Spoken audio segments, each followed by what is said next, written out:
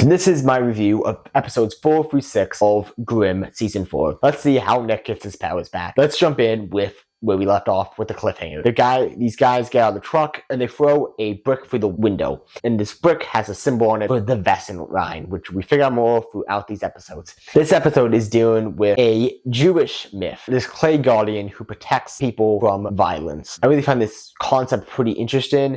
As a Catholic, as Christians, we believe that we are the fulfillment of the Jewish religion, and so Judaism is pretty cool to me because technically, like you could say, they're my parents. Judaism is the original Christianity, and so I love Judaism and the myths behind all that stuff. And so this is pretty cool. I don't know much about this, where this legend comes from and all, and I want to do more research on it, but it's a pretty cool myth. I also just love it where you have it so it's not actually a wesen, but a different type of magical creature, and it's a pretty good, cool episode. And we leave the episode with the captain's mother figuring out how to make this potion to bring Nick's powers back, but there's one twist to it. Juliet has to sleep with Nick as Adeline, and that's where that episode leaves off. We go on to the next episode. This episode is dealing with this person who has mental illness, and she has schizophrenia, and she believes that there's this wolf man who is talking to her, and she thinks she's going insane. You realize that it's actually just a wesen, and really cool twist at the end where you figure out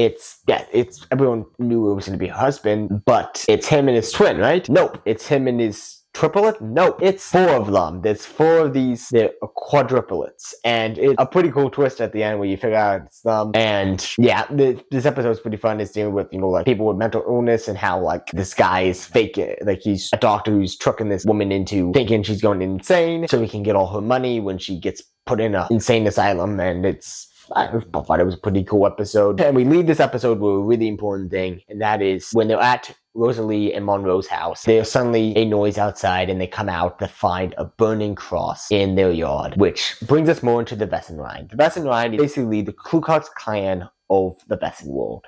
They believe in purity for wesen, and because Monroe and Rosalie are not technically the same type of wesen, they believe they are a disgrace to the wesen community. And so, thus, they want to make an example out of them. And so this leads Nick into finally being like, I need my powers back. And Juliet being like, I don't care if I have to sleep with you guys. Adeline, I'm going to do it so that you can become a Grimm again. Which leads us into our next episode. We have it so Nick and Juliet has to sleep together, but again, she has to be Adeline. Something I find a little bit weird is the fact of it, like, she's like, okay, let's turn off all the lights because I do not want to see this and all. I don't want to cheat on my spouse. But then she says, leave the lights on. It's okay. Like, this is the one time you get a free pass. And I'm like, if I was Nick in that moment, I'm like, I still don't want to see this because I don't like this woman. It's not like free pass. I don't know how. There's no point. Cheating is bad in any case. Just saying he wouldn't be like, I don't want to cheat on you, but also especially don't want to cheat on you with this person that I hate this much. And so I'm like, oh yeah, keep your eyes open. Like, this is your time to have, like, I'm gonna have fun with this so you can have fun. And I'm like, this is a weird topic to have, but just saying, it's like really? Why would he want to keep his eyes open?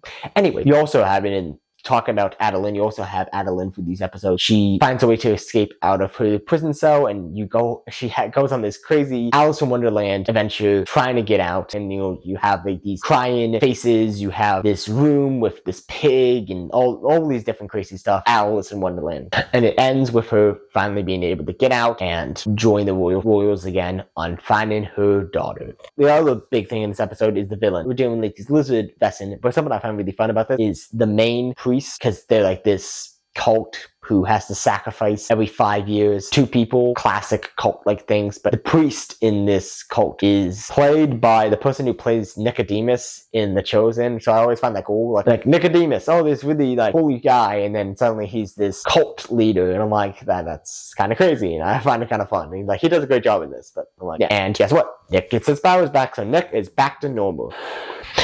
So overall, guys, I think these episodes are pretty good. Not my favorite, but we get Nick's powers back. We get Nicodemus as a cult leader. We get a Jewish myth, which is always fun. Overall, these episodes are pretty fun. If you want to see when I put out my reviews for episodes 7 through 9, consider subscribing. This has been the Movie Night Review. Either way, signing off.